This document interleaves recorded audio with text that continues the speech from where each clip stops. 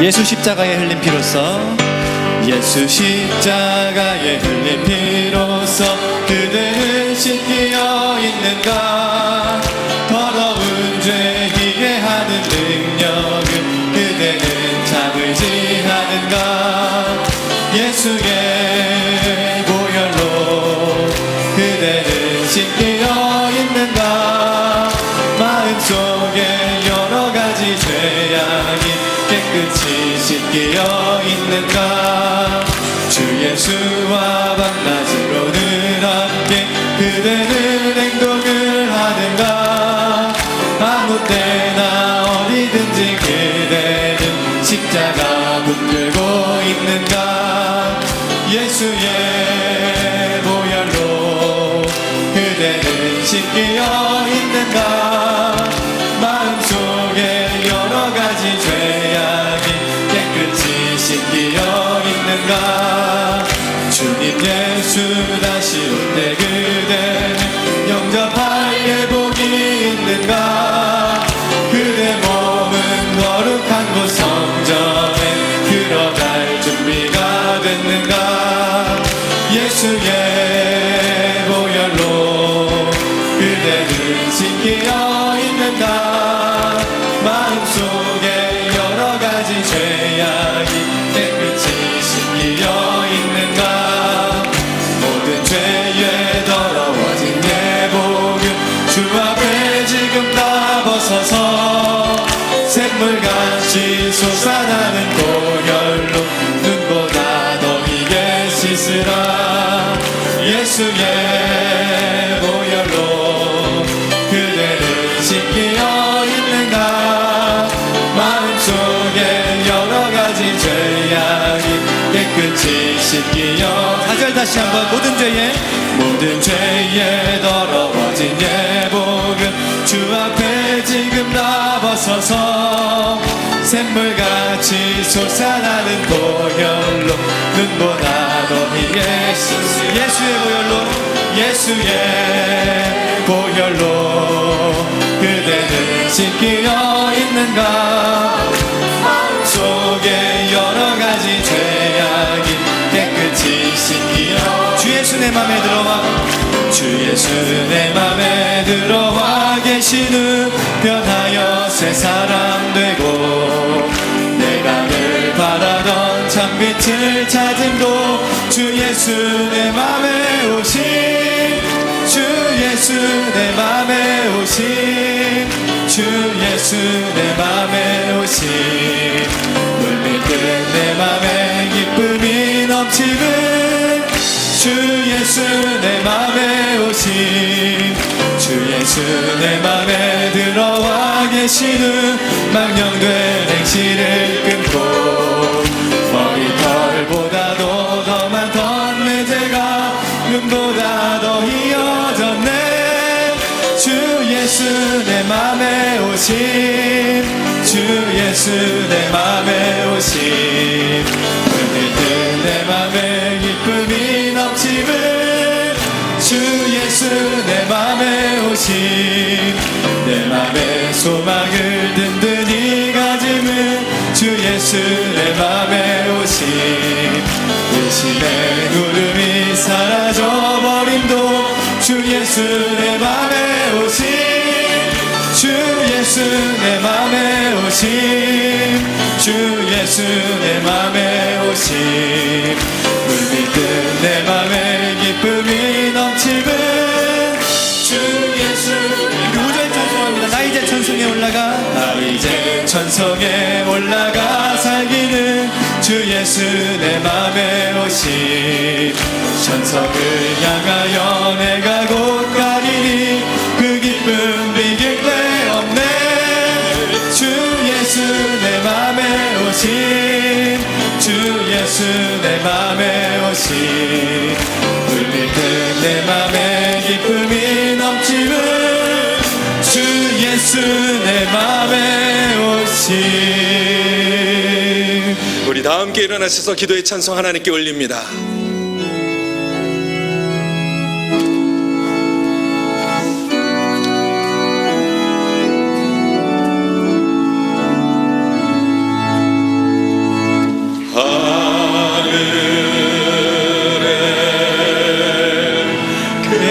계신 아버지 이름 거룩하사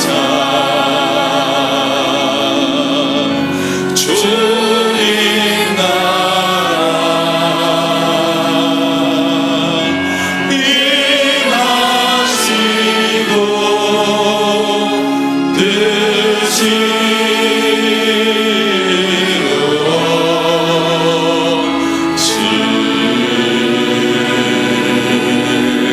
나라 임하시고 일용할 양식 주시고 우리들의 큰 죄 다 용서하시고 또 시험에 들게 하시고 악에서 구원하소서.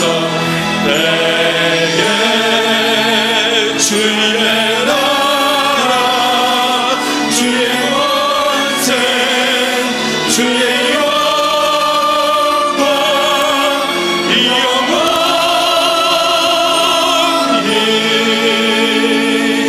아멘.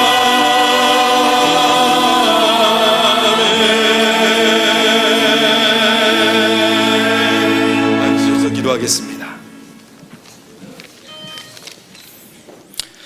역사의 주관자 되신 살아계신 하나님 아버지, 크고 놀라우신 은총과 매일의 삶 속에서 베푸시는 주님의 은혜에 감사드립니다. 부족하고 허물 많은 우리들이 이 시간 예수 그리스도의 보혈을 의지하여 주께 나아가오니 우리의 죄를 사하여 주시고 신령과 진정으로 드린 예배를 받아 주시옵소서. 과연 그 교회의 거룩한 비전을 허락하신 주님, 학교 건축과 예배 공간 확보의 과정 가운데 재원 마련, 성경적 가치관을 가진 교사 모집, 학생 모집 등 모든 과정을 주님께서 주관하셔서 순조롭게 진행될 수 있도록 역사하여 주시옵소서. 중앙의 모든 성도들이 믿음의 눈을 가지고 하나님께서 허락하신 약속과 비전을 마음에 느끼고 가슴으로 품어 온 마음과 섬김으로 동참하게 하여 주시옵소서. 모든 건축의 단계마다 각 분야에서 가장 탁월하며 신실한 일꾼들을 붙여주시고 각 분야의 전문가들이 성령으로 하나 되어 최상의 팀워크를 이루게 하여 주시옵소서. 그래 성경적 가치관으로 글로벌 리더를 양성하는 주님의 학교가 세워지게 하여 주시옵소서. 하나님 아버지, 담임 목사님 위에 은혜와 능력과 건강의 복을 부어 주시옵소서. 중앙교회와 한국교회를 아름답게 세워가는 영적 지도력을 다하여 주시고 말씀을 증거하시고 기도하실 때마다 영혼 구원과 영적 성숙의 거룩한 역사가 이루어지게 하여 주시옵소서. 또한 이 모든 사역을 감당하실 수 있는 건강을 더하여 주셔서 주님의 나라를 확장해 가시는데 부족함 없도록 인도하여 주시옵소서. 거룩하신 하나님 아버지, 조국 대한민국 박근혜 대통령과 지도자들을 위하여 기도합니다. 하나님의 말씀을 두려워하는 마음을 허락해 주시고 주님의 권능 앞에 순복할 줄 아는 진정 겸손한 정치인들이 되게 하여 주시옵소서. 또한 긍휼을 베풀어 주셔서 하나님의 뜻이 무엇인지 깨닫고 현세의 난국을 지혜롭게 해결해 나가며 국민의 뜻을 알고 헤아리는 지도자들 다 되게 하여 주시옵소서. 분단된 우리 조국 하나님의 인도 안에서 하나가 되길 원합니다. 억압과 굶주림에 고통받는 북녘 동포들이 하나님의 구원의 역사로 자유와 행복을 누릴 수 있게 하여 주시옵소서. 이 시간 세우신 담임 목사님에게 성령의 권능을 다하여 주셔서 하늘 만나로 우리 마음과 영혼을 풍족하게 채워 주시옵소서. 그래서 말씀을 듣는 모든 성도들은 감사와 위로가 넘쳐나며 자유함을 얻고 삶이 회복되게 하여 주시옵소서. 오늘 예배를 통해 영광 받으시고 우리 가운데 은혜로 허락하실 우리 주 예수 그리스도 이름으로 간절히 기도합나이다. 아멘.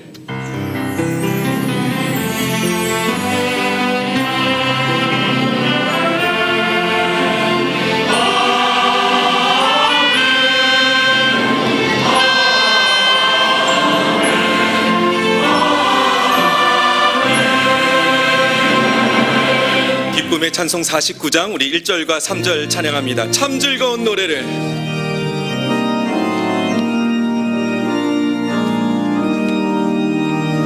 참 즐거운 노래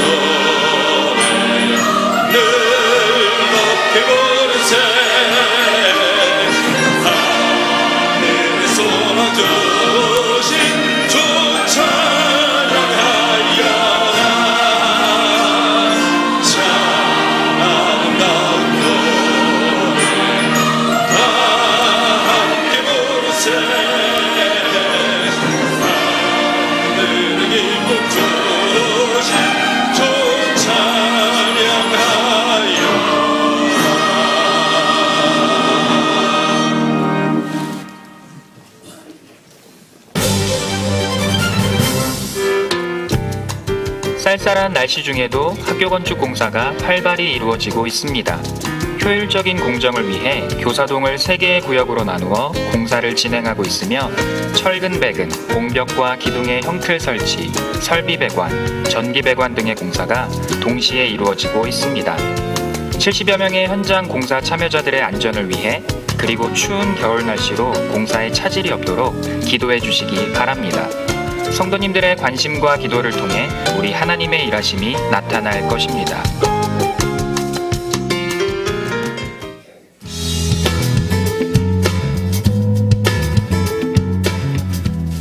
성경은 하나님은 사랑이라고 말씀하십니다. 그 사랑 한 영혼을 온 천하보다 더 귀히 여기시는 사랑이라고 말씀했습니다. 그 현장이 바로 십자가입니다. 이런 하나님의 사랑으로 이 땅에 소외된 아이들을 하나님의 심정으로 끼하늘 예담학교 출발하게 된 것 진심으로 감사하며 수원 중앙지명대교회 멋진 새 작업 하나님께서 말로 다할 수 없는 영광 받으실 줄로 믿습니다.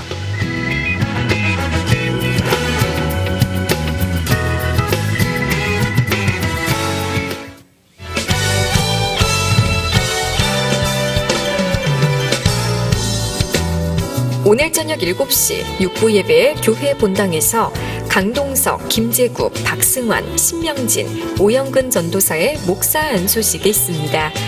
하나님 나라와 예수 그리스도의 복음을 위해 목사로 세움받는 5명의 전도사들을 위해 성도님들의 사랑과 기도 부탁드립니다. 일상생활에 비일비재하게 나타나는 이상심리, 그 이상심리를 알지 못해 발생하는 많은 문제들을 2주간의 오픈 특강을 통해 알아가고 풀어가려고 합니다. 성경의 사건과 인물들을 통해 이해하고 배우는 오픈 특강에 많은 관심과 신청 바랍니다.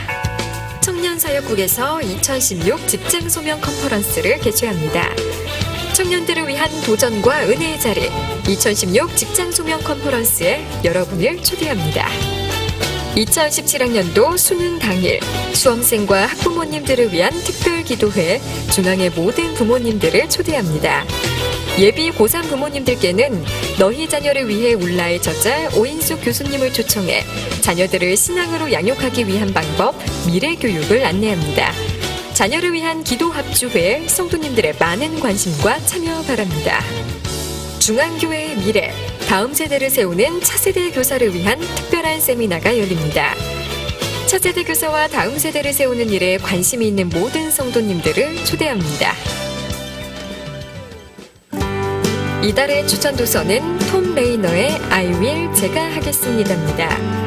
이 책의 저자는 하나님은 율법적 의무감에서 벗어나 기쁨으로 섬기는 성도를 원하신다며 제가 하겠습니다 라고 말하는 성숙한 성도의 삶을 말하고 있습니다. 할렐루야. 오늘 11월의 첫 번째 주일 2부 예배 참여하신 여러분 모두를 진심으로 환영하고 사랑하고 축복합니다. 여러분 곁에 계신 분들과 다정하게 인사 한번 하시면 좋겠습니다. 이렇게 얼굴을 배우니 주님 배운 듯 합니다. 함께 예배드려서 참 반갑습니다. 축복합니다. 사랑합니다.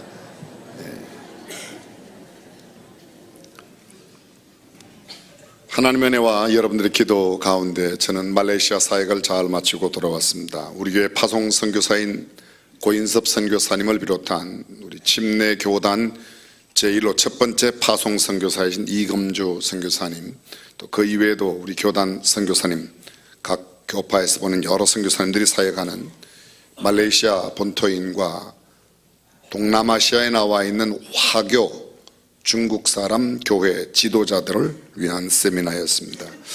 은혜 가운데 2박 3일간의 세미나를 잘 마쳤고, 우리 교회 지금 현재 샤론 어린이 합창단 22명, 스텝 4명 모두 26명이 지역별로 다니면서 계속해서 사역을 하고 있습니다. 계속해서 여러분들 우리 어린아이들이 돌아올 때까지, 샤론 합창단 돌아올 때까지 기도해 주시기를 부탁드리겠습니다. 오늘 육부 예배 목사 안수식 방금 영상을 통해 보셨습니다만 함께 참여하셔서 축하해 주시고 또 새로운 사역 위해서 기도해 주시기를 부탁드립니다. 지금 청년대학부에서는 오늘 그리고 다음 주일에 직장 소명 컨퍼런스를 합니다. 소명을 발견하고 하나님의 꿈으로 직장을 섬기려는 모든 청년들 초대합니다. 여러분 가정에 자녀들 또 청년대학생들 보내주시면 새로운 꿈과 희망을 갖고 사회에 내딛게 될 줄로 믿습니다. 지금 대한민국 현안 가운데 가장 큰 문제 하나가 청년 실업 경제 문제인데 성경적 해답을 아마 제시하는 축복된 시간이 되리라고 확신합니다.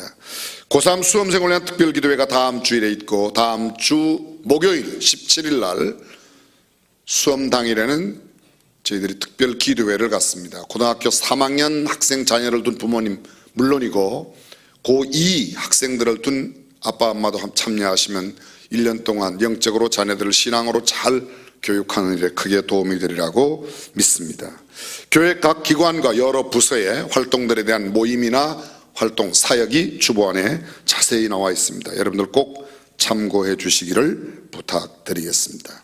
매월 한 번씩 발행하는 CBC 뉴스 수원중앙 침례교회 소식지입니다. 여러분도 읽으시고 주변에 있는 분들에게 교회 홍보 전도용으로 활용해 주시면 되겠습니다. 예배 마치고 나가실 때 꼭 한 부씩 또는 두 부씩 가지고 가셔서 선하게 활용해 주시기를 부탁드립니다. 나머지 모든 교회 소식 광고는 주보를 참고해 주시고 지난주에 상을 당한 여러 가정 하나님의 큰 위로가 함께 하시기를 바랍니다. 오늘 2부 예배 처음 나오셨거나 오랜만에 나오신 분 이 시간 환영하는 시간입니다. 밝고 환한 표정으로 축복성 가운데 환영합니다. 축복합니다. 축복합니다. 주님의 이름으로. 처음 오신 분 네 감사합니다. 또 다른 분 안 계십니까? 오랜만에 오셨거나 처음 오신 분, 옆 사람 이렇게 보시고 처음 나오셨으면 여러분들 이렇게 손을 들어 주십시오. 주님의 기쁨과 주님의 사랑이 충만하게 넘치기를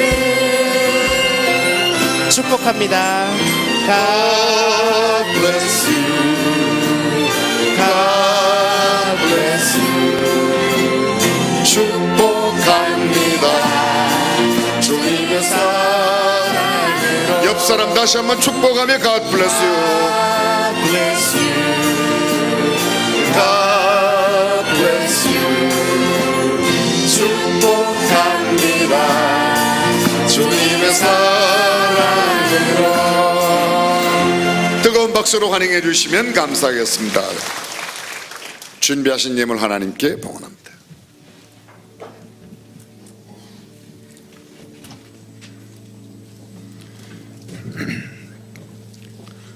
존귀와 찬양을 받으시기에 합당하신 아버지 하나님, 거룩한 주일을 맞이하여 신령과 진정으로 예배드리게 하심을 진심으로 감사드립니다. 이 시간 귀한 예물을 주님께 봉헌하는 시간입니다. 우리의 마음과 정성을 다하여 기쁜 마음으로 예물을 드립니다. 적은 물질이지만 믿음으로 드리는 우리의 고백이 되게 하시고 기뻐 받으시는 예물이 되게 하옵소서. 드리는 손길들을 축복하여 주시고 주님 뜻 가운데 모든 필요를 채워주시며 우리의 삶 가운데 더욱 감사가 넘칠 수 있도록 인도하여 주시옵소서. 이 물질이 쓰여지는 곳곳마다 주님의 크신 영광이 나타나게 하시고 주님의 나라가 날마다 확장되고 쓰임받는 예물이 되게 하옵소서. 존귀하신 예수 그리스도의 이름으로 기도드립니다. 아멘.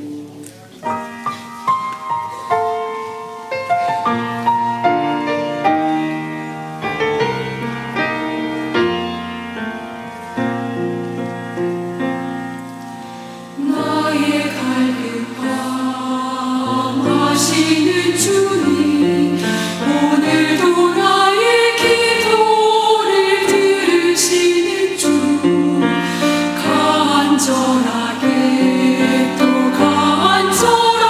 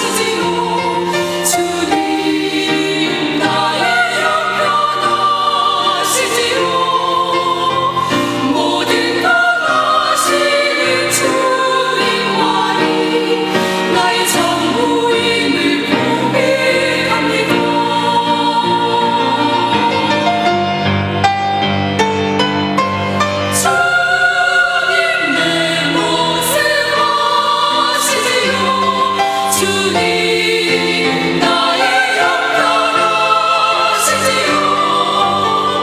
모든 것 하시는 주님만이 나의 전부임을 고백합니다 주님만이 나의 전부입니다 오직 주님만이 오직 주님만이 오직 주님만이 전부입니다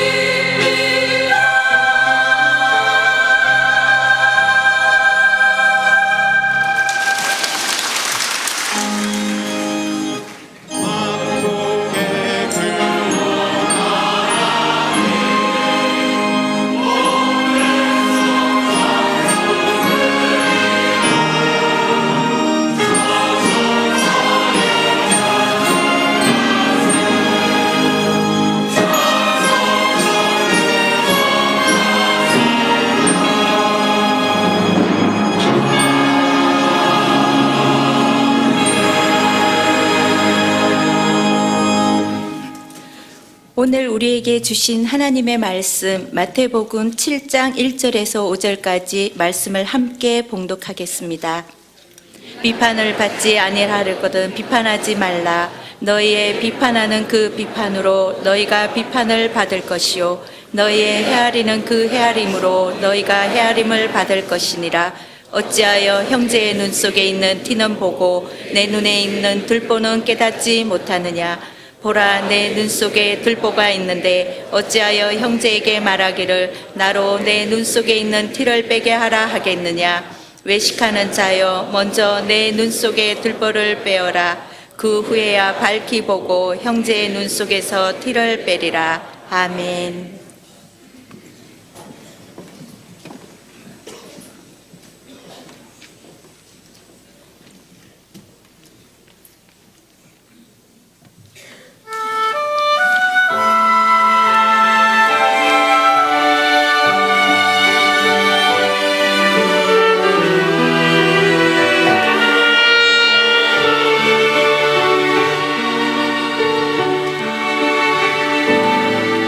내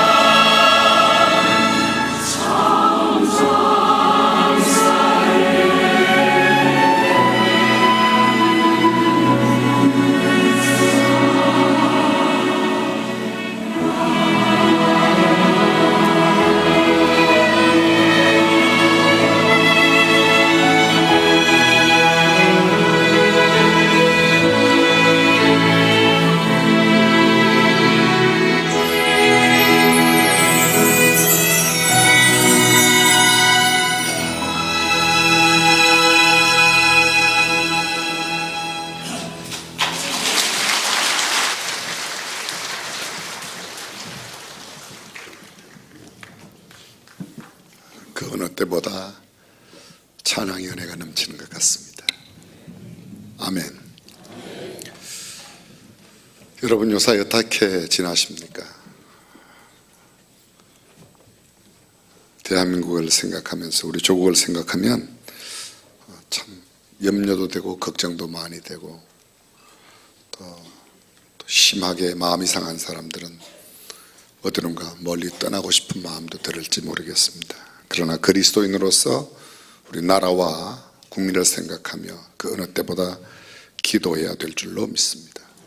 나라와 국민을 위해서 또 여야의 지도자들을 위해서 어려운 한국 경제를 위해서 단순한 삼성의 문제만이 아니라 한국 경제에 치명적인 타격을 주고 있는 갤럭시 노트 7 결코 만만한 문제가 아닙니다. 7조 정도의 손실이라고 말하지만 협력업체 그 밑에 모든 기관들을 생각하면 훨씬 더 큰 경제적인 손실이 있지 않을까.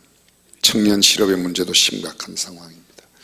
이 땅의 교육이 그렇게 좋은 교육이라고 생각하지 못하여 떠나는 사람들이 얼마나 많은지 모릅니다. 설교 5분 긴 것보다도 오늘은 함께 우리가 합심하여 기도하고 함께 말씀을 나누도록 하겠습니다. 나라와 국민을 위하여 대통령과 모든 위정자들, 특별히 여야의 지도자들을 위해서 정치, 경제, 사회, 교육, 문화 각 분야를 위해서 우리 함께 합심해서 한 2, 3분 동안 통성으로 기도하고 함께 말씀 나눕니다. 전능하신 우리 하나님 아버지, 우리 조국 대한민국을 긍휼히 여겨 주옵소서. 주님의 은혜가 아니면 더 이상 돌이킬 수 없는 상황이 있습니다. 심히도 어려운 가운데인 것을 주시며 하십니다. 주의 은혜를 베풀어 주시옵소서. 이 백성을 긍휼히 여겨 주옵소서. 불쌍히 여겨 주시옵소서. 당리당략에 이끌리지 아니하고 정말 하나님을 경외하며 두려워하고 백성들을 깊이 생각하는 선한 정치를 하는 정치인들이 일어나게 하여 주옵소서. 올바르지 못한 사상이나 생각으로 백성들을 호도하지 않도록 지도력들에게 건강한 정신을 주시고 온 백성들이 한마음 한뜻 되어 하나님 앞에 이 위기를 이겨낼 수 있는 지혜를 구하는 기도의 무릎을 꿇게 하여 주옵소서. 미스바에 모였던 것처럼 우리들이 함께 주님 앞에 모여 기도하고 주님의 도우심을 구하는 이 백성, 이 나라 우리 조국이 되게 하여 주옵소서. 주여 도와주시기를 원합니다. 경제가 심히 어렵습니다. 교육이 혼돈된 가운데 있습니다. 문화가 하나님을 떠나고 있습니다. 주여 이 모든 분야에도 주의 영을 새롭게 하여 주셔서 정말 하나님이 원하시고 기뻐하시는 일만 도모하고 하나님을 영화롭게 하는 사역을 감당할 수 있는 우리 대한민국이 되도록 역사하여 주시옵소서. 모든 말씀을 예수님의 이름으로 기도합니다. 아멘. 오늘 마태복음 7장 1절 이하의 말씀을 중심으로 비판을 받지 않으려면 이런 제목으로 말씀을 나누고자 합니다. 오늘 말씀은 예수님께서 산상수훈으로 주신 말씀입니다. 무리를 보시고 산에 올라가 앉으셨을 때에 제자들이 나오는 모습을 보고 그 무리들과 제자들에게 하신 말씀이 산상수훈입니다. 특별히 7장은 산상수훈의 뒷부분에 해당되며 하나님께서 우리에게 주시는 귀한 메시지, 비판하지 말라는 메시지를 예수님을 통해서 주고 계십니다. 이렇게 시작합니다. 비판을 받지 아니하려거든 비판하지 말라. 너희 비판하는 그 비판으로 너희가 비판을 받을 것이요 너희 그 헤아리는 헤아림으로 너희가 헤아림을 받을 것이니라. 사랑하는 성도 여러분, 여러분들께서 오늘까지 살아오면서 누구에게 비판을 받아보신 적이 있으십니까? 남을 비판한 적이 있으십니까? 나는 태어나서 오늘까지 살아오며 단 한 번도 남에게 비판받지 않았다. 나는 누구도 비판한 적이 없다. 그런 분이 혹시 계십니까? 비판받았을 때 여러분의 마음과 기분이 어떠셨습니까? 비판할 때는 여러분의 마음이 어떻게 달랐습니까? 직장에서 상사에게 아랫사람에게 또는 동료들에게 비판당하였을 때 여러분의 기분이 어떠셨습니까? 집에서 부모에게 또는 자식에게 아니면 형제 자매에게 내가 비판받거나 비난을 받았을 때 여러분의 마음이 어떠셨습니까? 학교에서 선생님께 또는 선생님은 학교에서 학생들에게 비판을 당하거나 친구에게 비난받았을 때 여러분의 마음이 어떠셨습니까? 교회에서 목사에게 또는 목사가 성도들에게 직분자들에게 평신도 사이에 서로 비판당하며 비난받았을 때 여러분들의 생각이 어떠셨습니까? 동아리 모임이나 소속된 단체나 공동체, 회사나 일터에서 비판받고 비난당하고 책망을 듣고 질책받으며 터집잡아 시비 걸어왔을 때, 시시콜콜한 잔소리를 들었을 때 마음이 상쾌하시던가요? 기분이 삼삼하고 아주 좋았습니까? 날아갈 듯한 산뜻한 생각이 드셨습니까?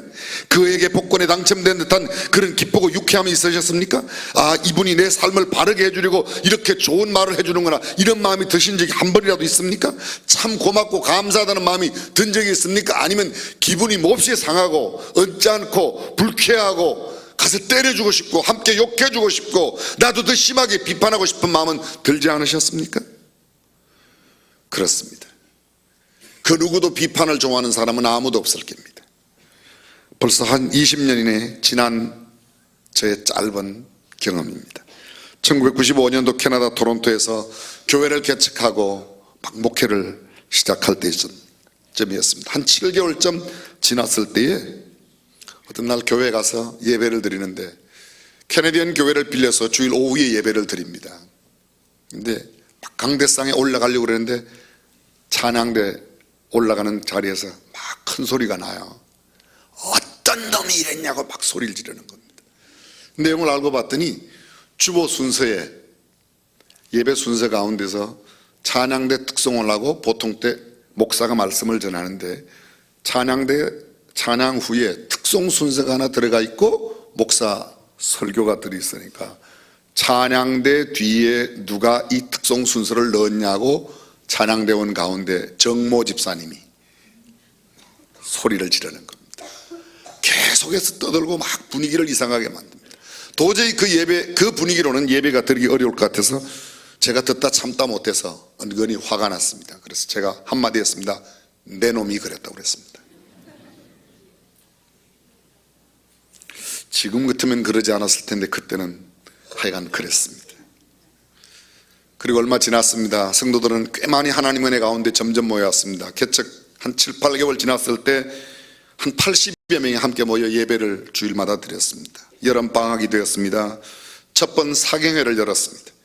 강사로 지금 현재 대전 대흥교회에 계시는 조경호 목사님, 우리 교회에서 함께 전도사로 저랑 일했고, 지난 주간에 바로 말레이시아에 가서 함께 또 강사로 섬기고 왔고, 조경호 목사님을 강사로 모셔왔습니다. 부흥회는 사흘간 계속되었습니다. 집회 마지막 날 말씀이 끝났을 때 제가 나가서, 여러분 저는 이제 얼마 있지 않으면 다시 한국으로 돌아가게 되는데 제 후임으로 조경호 목사님 같은 분이 와서 목회를 하시면 얼마나 좋겠습니까? 사람들이 아멘 박수치고 환호하면 난리가 났습니다. 매우 좋은 반응이었습니다. 문제는 그 다음 주일이었습니다. 교회 9명의 운영위원 가운데 한 분이신 다른 교회에서 오신 장로님 한 분이 계셨는데, 그분이 대뜸 운영위원회 가운데서 한 말씀 하셨습니다. 저에게 하는 말입니다. 목사가 왜 그렇게 혼자 교회를 드라이브하냐, 어디로 자꾸 끌고 가는 거냐. 그래서 제가 끌고 가는 게 아니라 성도들에게 조경호 목사님 같은 분이 다시 와서 목회를 하시면 좋겠냐고, 좋지 않겠냐고 그렇게 여쭤본 겁니다. 아, 그게 아니라는 거예요. 소리를 계속 지르고 난리가 났습니다. 왜 네 마음대로 그렇게 묻고 우리 운영위원회에 이야기도 안 하고 그렇게 성도들에게 일방적으로 이야기해서 교회를 끌고 가냐. 제가 여기까지 막 찹니다. 막. 제가 교회 끌고 가면 어디 개골창으로 갑니까? 시궁창으로 갔습니까? 이런 말을 막 하고 싶었어요. 그분은 한국의 아주 유수한 대학을 나오신 분입니다. 근데 거기서 떡집을 하고 계셨어요. 제가 여기까지 나오는 거예요. 그럼 장로님이니까, 장로님, 제가 장로님 떡 만드는 데 가서 언제 떡 이렇게 만들어라 저렇게 만들어라 말 한 번 한 적이 있어요? 이 떡은 이렇다 저 떡은 저렇다 맛있다 맛없다 말 한 번 한 적이 있어요? 왜 목회하는데 그렇게 시비를 겁니까? 막 이렇게 말하고 싶었어요. 근데 말 못했어요. 혼자 그냥 집에서만 연습만 했습니다. 좀처럼 풀어지지 않습니다. 그리고 4개월 지난 뒤에 조경호 목사님은 미랄교회 부임하셔서 목회를 아주 잘 하셨습니다. 정말 막 아무것도 아닌 일인데 여러분도 잘 아실 거예요. 무슨 고목사가 하와이에 별장이 있네, 오산에 빌딩이 있으네, 주일날 골프를 치러 갔네. 어쩌면 소설을 그렇게도 잘 씁니까? 막 말하고 싶죠. 혹시 그분이 우리 교회 지금도 와 계신지 모르겠습니다. 수년 전인데요, 제가 일부 예배 설교 중에 목사들은 주로 이렇게 교복처럼 곤색 양복을 입는다고 그랬더니 제가 내려가자마자 저한테 와서 그 집사님이 이렇게 아주 예쁜 미소로, 목사님, 곤색이란 말은 일본 사람들이 쓰는 말이고 감색이 표준어라는 거예요. 저는 들으면 금방 고쳐요. 그 다음부터는 제가 지금 감색 양복이라고 그래요. 오늘은 감색이 아니지만 감색 양복이라고 그럽니다. 얼마 지났을까요? 또 설교하는데 제가 일부 예배 설교 중에 텔레비전을 테레비라고 그랬어요. 테레비. 그분은 그날도 친절하게 다가오셨어요. 목사님 죄송합니다, 텔레비전이나 TV라고 하셔야 맞습니다. 테레비는 아닙니다. 거기까지 아주 좋았어요. 그리고 그날 저녁인가 그 다음 주인가 그분이 왔어요. 아, 목사님 지난주 2부 예배 때는 텔레비전이라 그러시던데요 그러더라고요. 무슨 소리인지 알아들으세요? 이분이 1부 예배 끝나고 저한테 텔레비전이라고 이야기해주고 집에 가셨던지 아니면 2부 예배를 교회에서 또 드리셨던지 이게 텔레비전이라고 하나하나 본 거예요. 제가 기분이 아주 삼삼하지 않았어요. 그런데 한편 생각하니까 귀엽긴 해요. 미안합니다, 죄송합니다, 꼭 그러시면서 웃으면서 또 그래요. 그 웃는 낯에는 복이 온다고 그러지 않습니까? 참 그래요. 옳은 말인데도 남이 나의 잘못을 지적하거나 그러면 별로 기분이 좋지 않습니다. 비판이란 무엇입니까? 성경은 비판하지 말라고 말합니다. 비방하지 말라고 말합니다. 판단하거나 판단하지 말라 이렇게 말씀합니다. 분별하라고 말씀하십니다. 자, 어떤 차이가 있습니까? 비판하지 말라, 비판이란 이런 뜻입니다. 그릇된 점을 밝혀내는 일, 대체로 부정적 판단이 기조를 이루는 능동적인 언유를 말합니다. 비방은 비웃고 헐뜯어 말합니다. 악의적으로 헐뜯고 무시합니다. 조롱합니다. 손가락질합니다. 중상모략합니다. 의도가 나쁜 데 있습니다.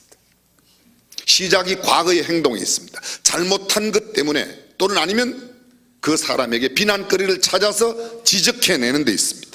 비판이란 사전적 의미는 비평하여 판정한다, 인물, 행위, 판단, 학설, 작품 따위를 평가, 검토하여 그 그릇된 점을 밝혀내는 일, 좋은 점을 밝혀내는 것을 비판이라고 말하였습니다. 잘못된 것, 그릇된 것, 틀린 것을 이야기하는 겁니다.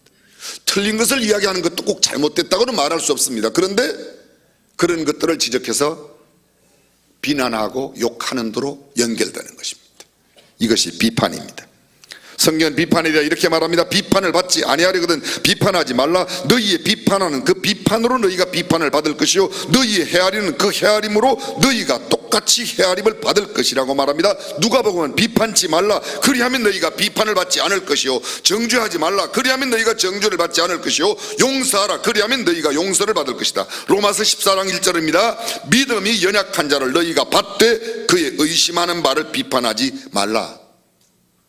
의심하는 건 좋은 일이 아니지만 믿음이 약한 자가 의심하는 것을 너희가 비판하지 말라. 어린 그 모습을 받아들이라는 겁니다. 성경은 비판을 경계하고 있습니다.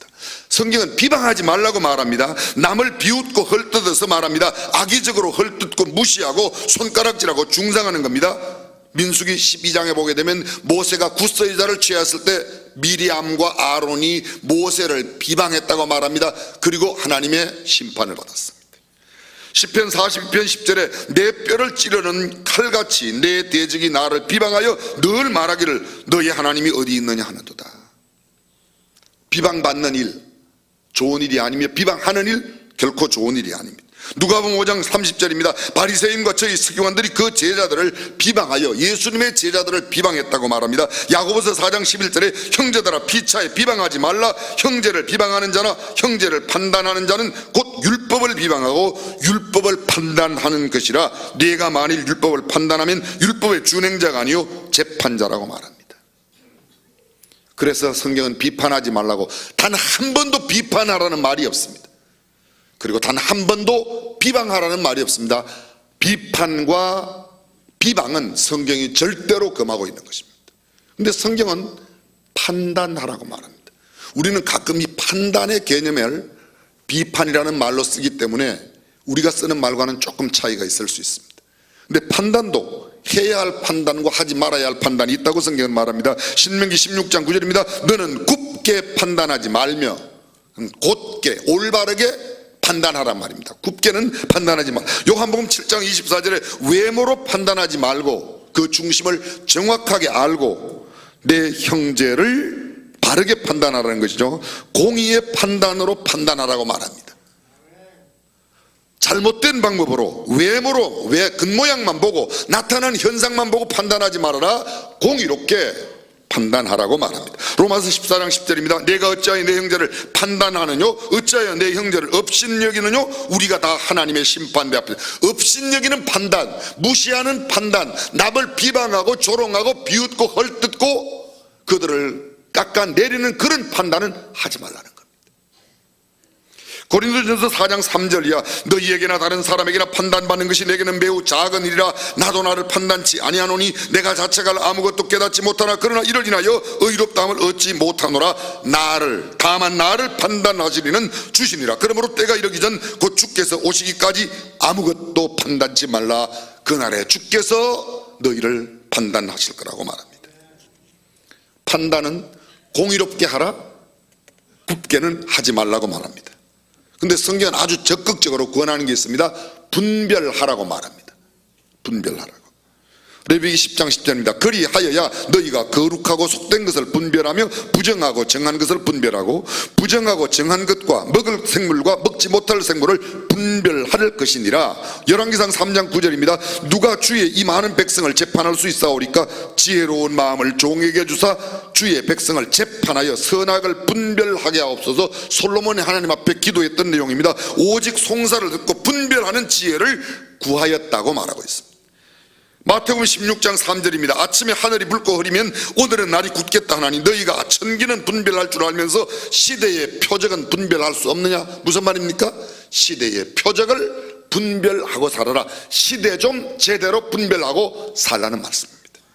로마서 12장 2절입니다. 너희는 이 세대를 본받지 말고 오직 마음을 새롭게 함으로 변화를 받아 하나님의 선하시고 기뻐하시고 온전하신 뜻이 무엇인지 분별하도록 하라. 분명히 알고 살라는 그런 말입니다. 빌립보서 1장 10절입니다. 너희로 지극히 선한 것을 분별하여 또 진실하여 허물 없이 그리스도의 날까지 이르고 지극히 선한 것을 분별하라고 말하고 있습니다. 요약해 보겠습니다. 비판하지 말라는 겁니다. 비방하지 말라는 겁니다. 판단은 공의롭게 하고 굽게는 판단하지 말라고 말합니다. 분별은 하라고 말하는 것입니다. 판단은 근거가 어디에 있습니까? 과거의 행동 표면에 있습니다. 판단은 미래에 무엇을 만들어냅니까? 비방과 헐뜯음을 만들어냅니다. 분별은 무엇입니까? 분별은 종합적으로 모든 것을 생각하여 무엇이 잘못되고 무엇이 올바른가를 구분해내는 것입니다. 초점은 어디에 있습니까? 사랑에 있습니다. 어디에 초점이 있습니까? 내일의 올바른 삶에 관심이 있습니다. 분별이라는 겁니다. 비판이라고 하는 헬라어 원의 단어가 크리네테라는 단어로 되어 있습니다. 이 말은 단순한 비판이 아니라 저주를 뜻하는 겁니다. 저주하지 말라, 심판하지 말라. 여기서 말하는 심판은 재판관이 법정에서 마지막 모든 재판을 끝내고 그 피고에게, 잘못한 사람에게 형을 확정하여 형을 내리는 그런 것. 네가 그 사람에게 형을 주지 말아라. 네가 그 사람을 심판하지 말아라. 네가 그 사람을 비난하거나 저주하지 말라는 겁니다. 그렇습니다. 정확한 지식과 사랑과 필요성이 없이 심판하지 말라는 말로 벵겔이라고 하는 신학자가 해석했습니다. 호의적인 태도 없이 안한 무인적인 교만한 태도나 시기심, 질투심에 근거한 비판, 선입관을 갖고 편견을 가지고 남들의 이야기를 하거나 남들을 보는 가치에서 이야기하는 것, 헐뜯고 그를 비방하고 깎아내리는 것, 그것이 비판이란 말입니다. 성경은 이 비판을 금하고 있습니다. 오늘 성경에 이렇게 말합니다. 비판하지 말아라. 너의 눈에 들보가 있는데 형제의 눈에 있는 티를 보고 너 보고 그 티를 빼게 하라고 그렇게 말하면 되겠는가? 여러분, 들보가 뭡니까? 티와 들보의 차이가 뭐죠? 들보가 뭐예요? 들보가 집 질 때 상랑식 하죠. 그 대들보랑자에 대들보를 올린다 그래서 상랑식. 대들보에는 석가래 정도가 아닙니다. 모든 집을 바치고 있는, 지붕을 바치고 있는 석가래를 다 걸쳐놓는 가운데 가장 큰 눕혀놓은 기둥, 그게 대들보입니다. 티는 뭐예요?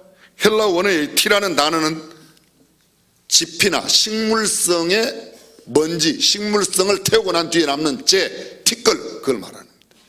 내 눈 속에 지금 들보가 있는데 남의 눈 속에 있는 티를 보고 그걸 빼겠다고 하면 되겠냐? 비판하는 사람은 자기 눈 속에 들보를 가진 사람이라고 말하는 겁니다. 비판이 무엇입니까? 형제의 약점이나 허물을 덜추어 험담하거나 공격하는 언어의 폭력입니다. 비판입니다. 자기 안경을 쓰고 다른 사람을 보면서 시시비비를 가리는 비판입니다. 자기의 자로 모든 사람을 잽니다. 기준이 나입니다. 내가 보는 기준으로 이야기합니다. 성경적인 기준으로 보아서 옳고 그름을 나타내는 것은 분별입니다. 그런데 내 기준으로 보고 남을 비방하고 헐뜯고 깎아내리는 것, 그것이 비판입니다. 그래서 성경은 비판하지 말라고 말합니다. 비판이라는 명목으로 함부로 타인의 마음과 영혼에 상처를 주는 행위 잘못되고 배격해야 됩니다. 신앙의 공동체를 멍들게 하고 병에 걸리게 합니다. 신앙으로 형제 자매를 무너뜨립니다. 사랑을 파괴합니다. 공동체를 흩어버립니다. 이 비판의 힘이 얼마나 큰지 사람들을 모든 정상적인 삶으로부터 쫓아내버립니다. 영적인 기준을 갖고 성경적인 기준을 갖고 옳고 그름을 분별하는 것과는 아주 확실한 차이가 있습니다. 성도끼리 아귀다툼을 하면서 서로에 대한 음해나 비난과 험담을 하며 분열을 조장하는 것 당연히 중단되어야 합니다. 이런 것을 비판이라고 말합니다. 공동체를 허무는 행위 비판입니다. 분별하여 사랑으로 세우기 위한 것, 그것과는 전혀 대조를 이루고 있는 겁니다. 2001년도에 서울, 지금은 고인이 되셨지만 사랑의 교회 옥하는 목사님이 설교하신 내용인데, 그 설교 내용의 배경은 1990년대에 있었던 사건을 이야기합니다. 1990년대 서울에 있는 큰 교회 유명한 목사님이 여러 가지 스캔들에 말려서 굉장히 큰 고역을 치는 일이 있었다고 합니다. 신문에 보도가 되고 텔레비전에까지 야단 법석을 치고, 그 다음에는 기독교의 평신도 단체들이 비난의 성명을 발표하고, 심지어는 그 목사님이 법정까지 서고 그야말로 지옥 밑바닥까지 떨어졌다가 나오는 순환을 겪었답니다. 그럴 때 사람들 대부분 그 내용이 옳고 그런 것을 떠나서 그 목사님을 좋게 보지 않았습니다. 그리고 심지어 목회자 가운데서 그 목사님의 목회가 이젠 끝났다고 생각했습니다. 그럴 쯤에 목사님 몇 분이 모이는 모임에 참석한 일이 있었답니다. 옥하는 목사님께서 그것에 참석하셨는데, 그분 옆에 아주 세계적으로 유명한 목사님이 앉아 계셨는데, 식사를 하다가 저보고 그분이, 그러니까 옥하는 목사님 보고 그분이 그렇게 말을 했답니다. 그 비난받고 있는 목사님 교회에 나가는 성도를 한번 만났는데 그분에게 이야기했답니다. 요사이 자주 텔레비전에 나오는 그 목사님 정말 안타까운데 야단이다, 뭐 그런 일을 하면서 그런 이야기를 하는데, 그분에게 물어봤대요. 그런 이야기가 세상에 이렇게 난무한데 아직도 그 교회 나가십니까? 그랬더니 그렇다고 그랬더래요. 그분이 전하는 말씀의 은혜를 받냐고 그랬더니 그렇다고 그랬더래요. 좀 이상해서 아니 어떻게 그럴 수가 있냐고 그렇게 이야기했더니, 아니 목사님이 그런 잘못이 있는데도 그러냐고 그랬더니 그분이 그렇다고 그러더래요. 어떻게 해서 그러냐 그랬더니 하는 말씀이, 저는 우리 목사님이 그런 일을 할 분이 아니라고 확실히 믿고 있기 때문에 말씀을 듣는데 아무런 문제가 없다고 그러더래요. 오해는 하지 마십시오. 그리고 하는 말이, 대뜸 하는 분이 목사님께, 그 유명한 목사님께 그러더래요. 목사님은 잘못 없어요? 그러더래요. 얼마 지난 뒤에 그 교회에서 한 주일에 1000명 세례식을 했다고 그러더라고요. 세례를 베푼 거 보면 침례교는 아닌 것 같아요. 여러분, 저는 지금 목사의 잘못은 덮어라 그런 이야기가 아닙니다. 성경적으로 잘못된 것에 대해서, 잘못된 일에 대해서 얼마든지 지적하고 올바른 판단을 할 수 있습니다. 여러분들이 분별해내고 그것에 대한 올바른 지혜를 가져야 합니다. 그러나 만약 제가 만약 그 이야기 속의 주인공이라면 우리 교회 성도들은 어떻게 했을까? 아찔합니다.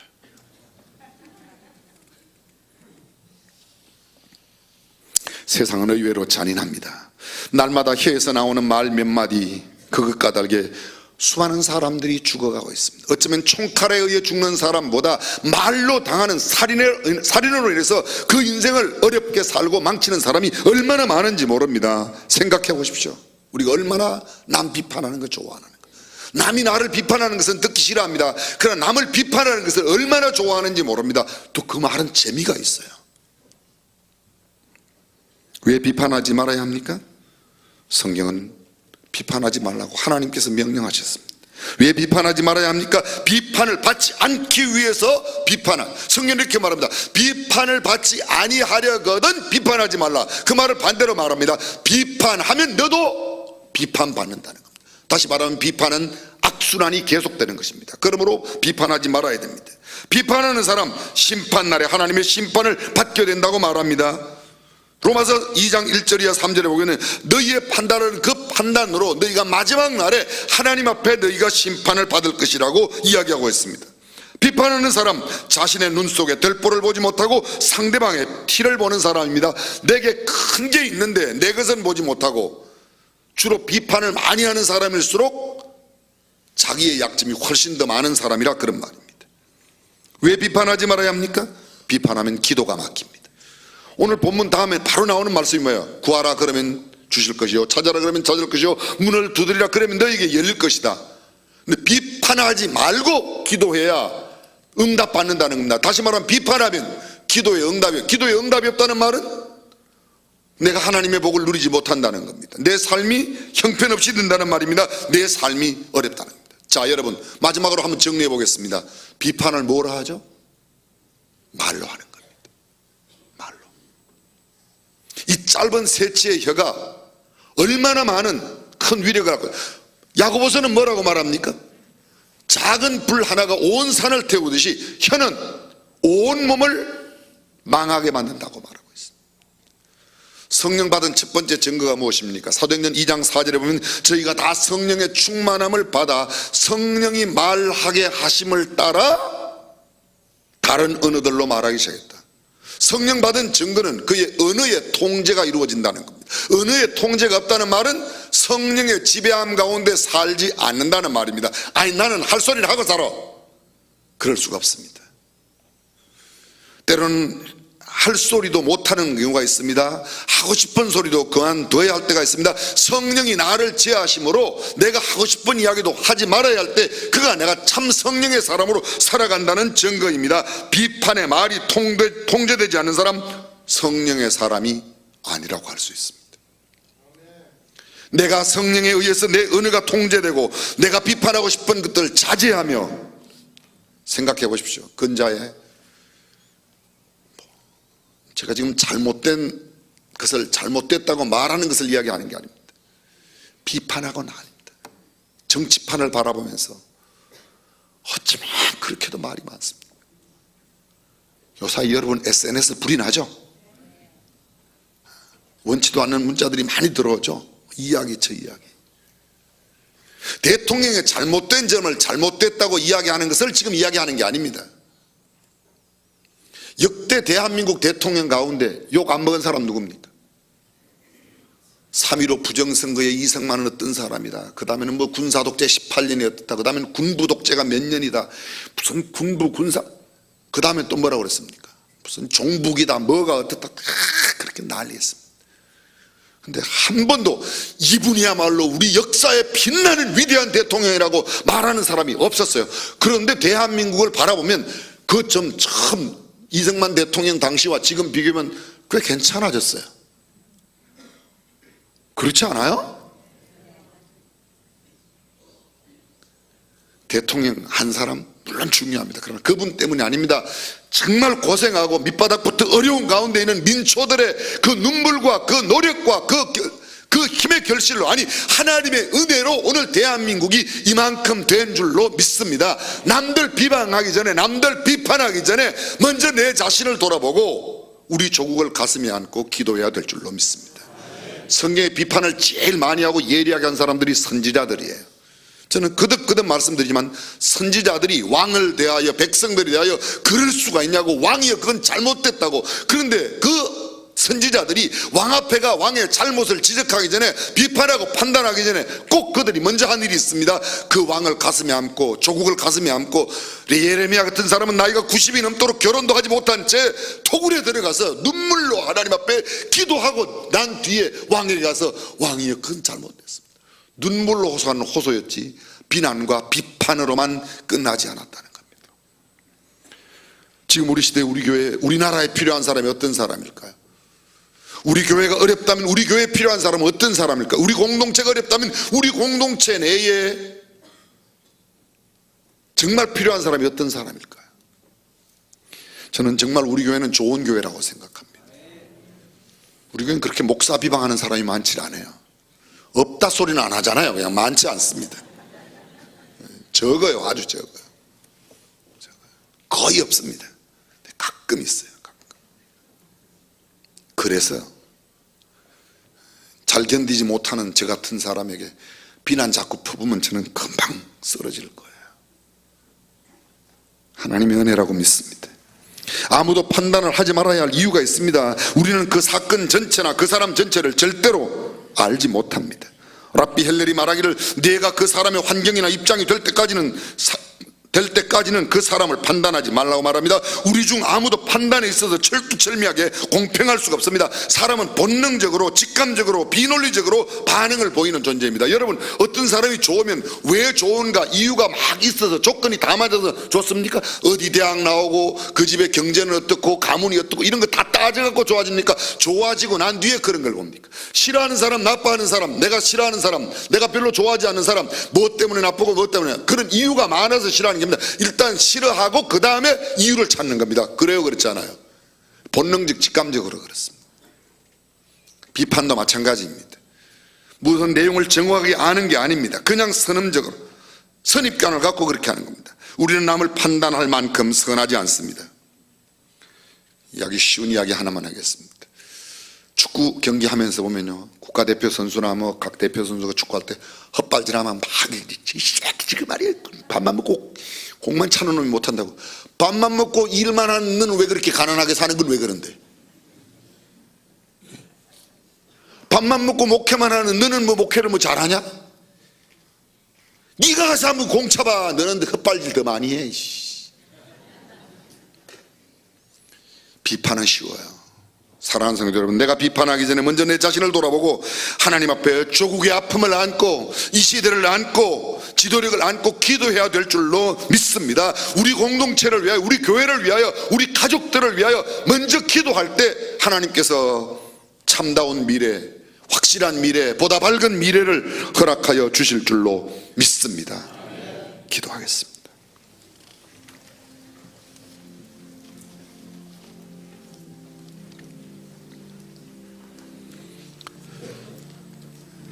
비판을 받지 아니하려거든 비판하지 말라고 말씀하신 주님, 비판에 너무 익숙해 있는 우리들, 비판하기를 좋아하는 우리들 말씀 앞에 겸허히 무릎을 꿇고 고개를 숙여 이제는 비판을 자제할 수 있는 성령의 사람으로 살게 하여 주옵소서. 예수님의 이름으로 기도합니다. 우리 다 함께 일어나서 기도하는 마음으로 찬양합니다. 낮엔 해처럼 밤엔 달처럼 그렇게 살 수는 없을까?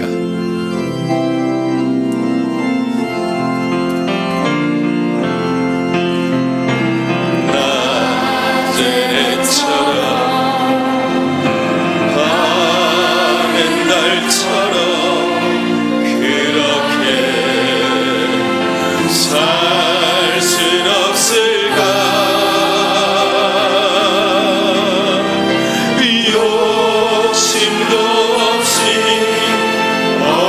세상 비추어 온전히 남을 위해 살듯이 나의 일생에 꿈이 있다면